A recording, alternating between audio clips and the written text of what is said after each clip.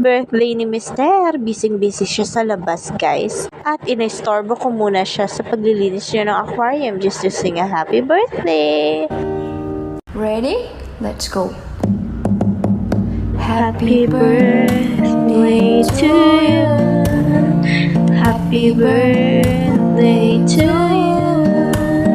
Happy birthday, happy birthday, happy birthday to you. Make a wish.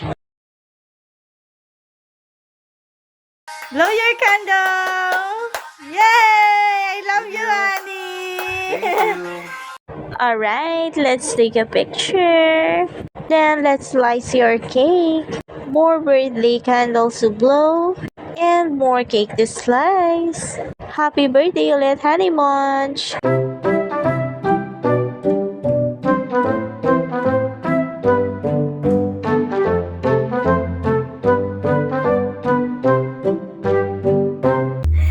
birthday, Honey Munch! Happy birthday, Kuya B! Happy birthday! Happy birthday, Ninong! Ay, so cute! Happy birthday, Kuya B. My birthday is to come and enjoy your day. Hi! So, plano ko nga mag-dinner date lang kami ni Mr. ngayong birthday niya. Kasi ayaw niya rin naman maghanda. At bago nga kami pumunta, kung saan sana kami magdi-dinner, niyaya muna kami ng kapatid ko na magkape. Saglit lang naman daw, tapos ihatid naman kami dun sa Hebrews Cafe, kung saan ko balak i-date si Mr. Pero nung nandito na kami guys, coffee makes me okay? Ang ganda nito guys, so when you love what you have everything you need. But I need more. Anyways, yung kape lang sana namin ni Mister ay naging meal na. Dito na kami umorder ng burger. Uy, grabe, ang laki ng patty nila. Meron silang bestseller salad. Umorder na rin ako ng pasta. Tapos that garlic bread is so yummy. For my drinks, I have blueberry and kay Mister is strawberry. So yun nga, next time ko na lang dadalhin si Mister sa Hebrews Cafe. Since okay naman dito sa Okay Cafe.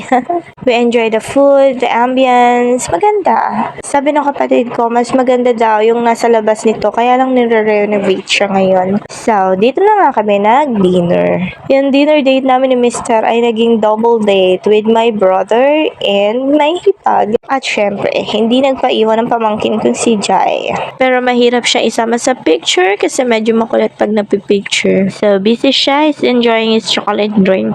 So, yeah, that's how we celebrate my husband's birthday, guys. Sa sobrang na-enjoy ko yung burger, nakalimutan tanggalin yung stick ko. Grilled burger to, so I love it. Double patty siya guys, ang laki. Yung kay Mr. Something Aloha Burger eh. At masarap din siya, may pineapple.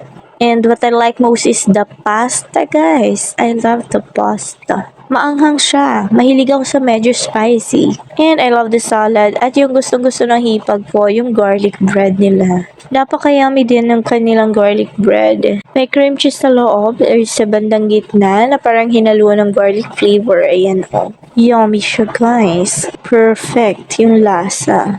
We really enjoy the food here, guys. After namin kumain dito sa Oki Cafe, paglabas, ang ganda ng view.